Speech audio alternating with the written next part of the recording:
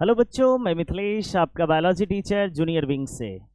आज मैं आपको पिछले क्लास में जूनियर विंग्स में आप देखे होंगे कि हम इंट्रोडक्शन वीडियो बनाए थे। कल कुछ इंटरप्शन के कारण हम आपका वीडियो अपलोड नहीं कर पाए थे। ना ही मैथ हो पाया था, ना ही बायोलॉजी हो पाया था, ना ही फिजिक्स का। आज फिजिक्स वाले सर इसके साकेत कुमार सिंह सर, इंजीनियर साकेत कुमार, आज आपका क्लास लिए थे। इंट्रोडक्शन बस बताए थे। आगे उनकी क्लास केमिस्ट्री के लिए जारी रहेगी। आप लोग जो रेगुलर वीडियोस देख रहे हैं, आप कमेंट करके बताएंगे सर कैसे लगे आपको। साथ ही साथ सब लोगों के बारे में आप कमेंट बराबर करते रहें। अपने नए दोस्तों के साथ चैनल को ज़रूर शेयर करें, क्योंकि ये हमारी मेहनत आप लोगों के लिए ही किया जा रहा है। बच्चे, आप देख रहे हैं कि आज का क्लास हमारा होने वाला है जैव प्रक्रम पर आधारित है। जैव प्रक्रम बोले तो लाइफ प्रोसेस। जैव प्रक्रम लाइफ प्रोसेस हम पढ़ने वाले हैं। अब देखिए, इसको शुरू करने से पहले कुछ चीज़ों को हम दोबारा दोहराएंगे। जब देखें, इन चीज़ों को हम दोहराएंगे जो आप क्लास 10th में पढ़े थे, उन चीज़ों को हम दोहराने वाले हैं। सॉरी, 9th में जो पढ़े थे उन चीज़ों को हम दोहराएंगे। जैसे देखिए, किन चीज़ों को दोहराने वाले हैं ये एक बार देखा जाए। सबसे पहले देखिए कि आपको क्लास 9th में सेल पढ़ाया गया था, तो सबसे पहले अपन सेल के बारे में जानेंगे। सबसे पहले हम सेल के बारे में जानेंगे और उसके बाद आगे की पढ़ाई लगातार शुरू होगी।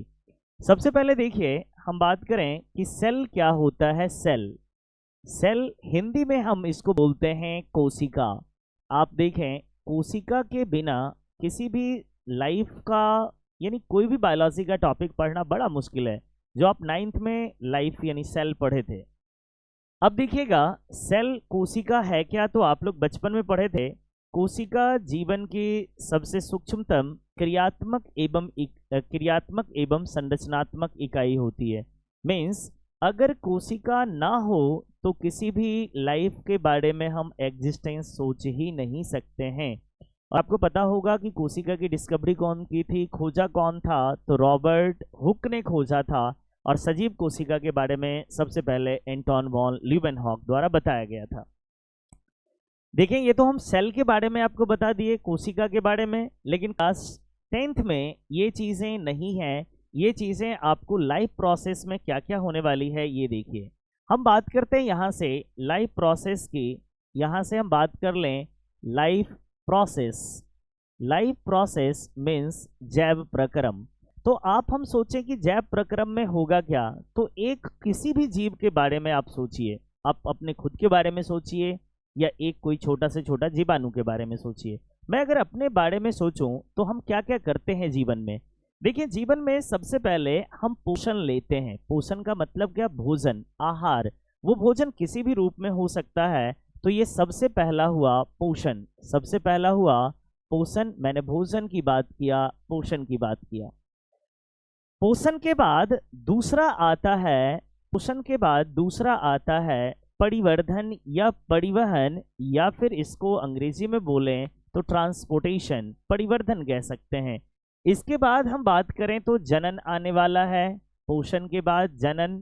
जनन के बाद आता है उत्सर्जन, जिसको एक्सक्रीशन कहते हैं।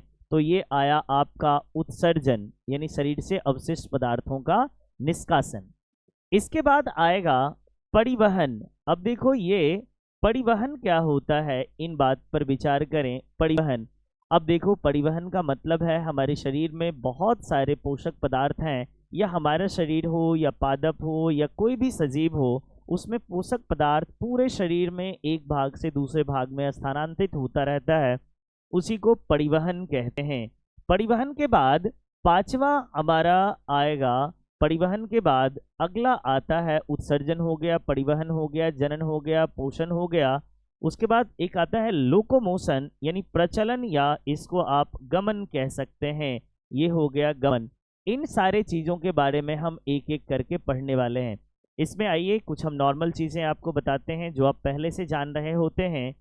देखें, सबसे पहले हम एक उदाहरण लेते हैं पोषण का। अब आप देखिए, पोषण का एक एग्जाम्पल से हम समझते हैं पोषण है क्या। तो बचपन में पढ़े होंगे, कोई भी जीव की चलने वाली अभिक्रियाओं के लिए कुछ पदार्थों की जरूरत होती है, उसे शरीर में ऊर्जा का स्रोत होता है। उसी को क्या कहते हैं, पोषण कहते हैं या पोषक पदार्थ कहते हैं। जैसे हम बोल पा रहे हैं, आप सुन पा रहे हैं, कोई कुछ देख पा रहे हैं, हमारे शरीर में या किसी भी जीवों में इन सभी चीज़ों के लिए ऊर्जा की जरूरत होती है, और वो ऊर्जा का माध्यम हमारे पास क्या होता है, भोजन होता है, उसी को हम पोषण कहते हैं। अब सोचिए कि अगर हम पोषण की बात करें तो पोषण कितने प्रकार के होंगे। तो बच्चे पोषण को हम दो भागों में बांट सकते हैं। पोषण दो प्रकार का होता है। एक होता है स्वपोषण, जिसको आप ऑटोट्रॉपिक बोल सकते हैं या जीव के आधार पर बोलें तो एक हुआ स्वपोषी जीव और दूसरा होता है परपोषी जीव। तो एक हुआ स्वपोषी जीव और दूसरा क्या हुआ, परपोषी जीव। अगर हम इसको बोलें तो ऑटोट्रॉप्स और इसको बोलें तो हेटेरोट्रॉप्स। अपने को समझना है कि स्वपोषी का मतलब क्या है। साधारण सा मीनिंग है वैसे जीव जो भोजन के लिए किसी दूसरे जीवों पर आश्रित नहीं होता है, वह स्वयं का भोजन संश्लेषण करने में सक्षम होता है। यानी वैसा जीव जो अपना भोजन खुद बना सकता है। भोजन बनाने का मतलब ये नहीं कि चूल्हा चौकी खुद कर लेना है, नहीं सर। इसका मतलब जैसे हम अपना खाना खुद बना सकता हूँ, दाल चावल बना सकता हूँ, रोटियां बना सकता हूँ, इसका मतलब मैं स्वपोषी हुआ क्या, नहीं। इसके लिए सर स्रोत तो हमें पादप से ही चाहिए होगा, प्लांट से ही चाहिए होगा। लेकिन यहाँ पर मीनिंग है कि किसी भी जीव पर निर्भर नहीं रहेगा। जैसे कि पादप, आप बताइए, आप पादप को कहोगे कि सर हम बीज लगाते हैं, उसमें खाद डालते हैं, लेकिन बताओ जंगल में कौन खाद डालने जाता है? फिर भी वो पादप विकसित होते हैं कि नहीं होते हैं? मीन्स जो अपना भोजन खुद बनाएगा वही क्या कहलाएगा, स्वपोषी। बच्चे देखिए, स्वपोषी के लिए, स्वपोषण के लिए भी आगे इसे ऊर्जा का स्रोत चाहिए। आगे भी इसे ऊर्जा का स्रोत चाहिए, पोषण का स्रोत चाहिए, ऊर्जा का स्रोत। तो एक होता है प्रकाश संश्लेषण, एक होता है प्रकाश संश्लेषण और दूसरा होता है रासायन संश्लेषी। तो एक प्रकाश संश्लेषी और दूसरा क्या, रासायन संश्लेषी। एक प्रकाश संश्लेषी और दूसरा रासायन संश्लेषी। अब आप कहिएगा कि सर ये क्या होता है प्रकाश संश्लेषी और रासायन संश्लेषी, ये जरा अंतर हमें बतलाया जाए।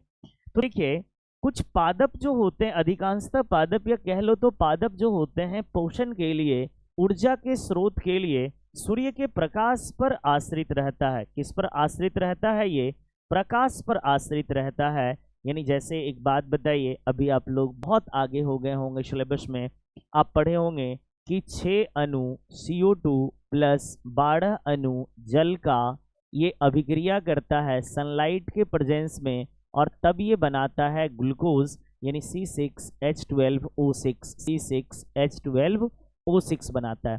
अब बताइए, यहाँ पे कार्बन का बंध, ये पे कार्बन ऑक्सीजन, यहाँ पे हाइड्रोजन ऑक्सीजन है, और इसमें भी कार्बन हाइड्रोजन और ऑक्सीजन है। तो कहीं ना कहीं इसके पुराने बंध टूटे हैं और इसके नए बंध बने हैं। इसका मतलब नए बंध को बनाने के लिए भी ऊर्जा की जरूरत होती है, जो आपको केमिस्ट्री वाले सर बताएंगे। ऊर्जा कई तरह के होंगे, एक्सोथर्मिक, एंडोथर्मिक, वो केमिस्ट्री का सब्जेक्ट हो गया। मेरे कहने का मतलब है कि यहाँ पर जो नए बंध बन रहे हैं, इन नए बंधों को बनने के लिए भी ऊर्जा की आवश्यकता होती है, और ये ऊर्जा कहाँ से मिला है? सनलाइट से मिला है। उसी तरह से अगर हम बोलें तो इसका उदाहरण क्या गया? इसका उदाहरण गया पादप। अब देखें रासायन संश्लेषी क्या होता है। प्रकृति में बहुत सारे ऐसे जीवाणु होते हैं जो ऊर्जा के लिए किसी न किसी रासायन पर निर्भर होते हैं, यानी यहाँ पर रासायनिक ऊर्जा की जरूरत होगी, तो यही क्या कहलाएगा? रासायन संश्लेषी, जिसमें क्या आते हैं? जिसमें जीवाणु आएंगे। फिर बच्चे बात करें परपोषी का मतलब क्या होगा, तो ध्यान दीजिएगा, परपोषी का मीनिंग क्या है। परपोषी का मतलब, पर का मतलब है पराया, यानी वैसे जीव जो पोषण के लिए किसी दूसरे जीवों पर आश्रित होता है उसे ही परपोषी जीव कहते हैं। और परपोषी को हम मुख्यतः दो भागों में बांटते हैं। एक बांटते हैं मृतजीवी, एक को बांटते हैं मृतजीवी या मृतपोषी, और दूसरे को मानते हैं परपोषी या परजीवी। दूसरे को आप कह सकते हैं परजीवी। और एक तीसरा प्रकार का जो विकसित प्रकार के जीवों में होता है उसको बोलते हैं होलोजोइक। होलोजोइक, उसको बोलते हैं होलोजोइक। अब देखिए, मृतजीवी का मतलब क्या है? वैसे जीव जो अपने पोषण के लिए सड़े गले जीवों पर आश्रित होता है, मृत कार्बनिक पदार्थों पर आश्रित होता है। जैसे आप देखेंगे कवक देखेंगे, और कुछ जीवाणु होते हैं जिसको आप क्या कह सकते हैं? अपघटनकर्ता कह सकते हैं। और परजीवी का क्या मतलब? छोटे छोटे जीव जो किसी दूसरे जीवों पर भोजन के लिए आश्रित रहते हैं। यहाँ पर मड़े पर आश्रित रहेगा, यहाँ पर सजीव पर आश्रित रहेगा। सजीव पर आश्रित का मतलब क्या? जानवरों के शरीर के ऊपर आप देखेंगे छोटे छोटे कीट रहते हैं, टिक्स रहते हैं, माथे में जूं ढील है, ये क्या है? हमारे लिए परजीवी है, जो हमारे शरीर पर भोजन के लिए भी रहता है और आवास स्थान के लिए भी रहता है और पोषण हमसे लेता है। और होलोजोइक सबसे विकसित प्रकार के जीवों में मिलता है, जो अपने सारे चीज़ों के लिए किस पर निर्भर रहेगा? किसी दूसरे पोषक पदार्थ पर निर्भर करेगा। और इसकी सबसे बड़ी बात है कि इसमें जो पोषण का तरीका होता है स्टेप वाइज होता है, काफ़ी ज़्यादा कॉम्प्लेक्स होने वाला है। तो ये हम आपको पहले क्लास में जो रिव्यू दिए हैं, इसका पूरी जानकारी आपको अगला वीडियो लेक्चर जो आज शाम में रिकॉर्ड होने वाला है उसमें आपको मिल जाएगा। बच्चे, अगर वीडियोस आपके काम का रहा हो तो अपने दोस्तों में ज़रूर शेयर करें। जो क्लास 10th इस बार बोर्ड देने वाले विद्यार्थी हैं, बहुत कम समय में आपकी पूर्ण तैयारी कराई जाएगी। तो अभी तक हम लोग संगठित हो चुके हैं बायोलॉजी, मैथ्स और केमिस्ट्री। साइंस सब्जेक्ट में एक आपका बचा है केमिस्ट्री, फिजिक्स, और आपके हिंदी और इंग्लिश का भी जब बहुत जल्द प्रबंध किया जा रहा है संस्कृत के साथ। वैसे तो आपके मैथ्स वाले सर बड़ा क्या कहें एक्सपर्ट हैं, वो तो संस्कृत भी पढ़ा लेते हैं, परंतु मैं कोशिश करूंगा संस्कृत के भी एक अलग फैकल्टी आए जो आपको बहुत कम समय में बेहतर जानकारी दे पाए। फिर याद करिए बच्चे, ये आपका फाउंडेशन तैयार हो रहा है जो आईआईटी और मेडिकल में आपके लिए बड़े काम आएंगे 11th 12th के लिए। बहुत बहुत धन्यवाद। मिलते हैं नेक्स्ट क्लास में।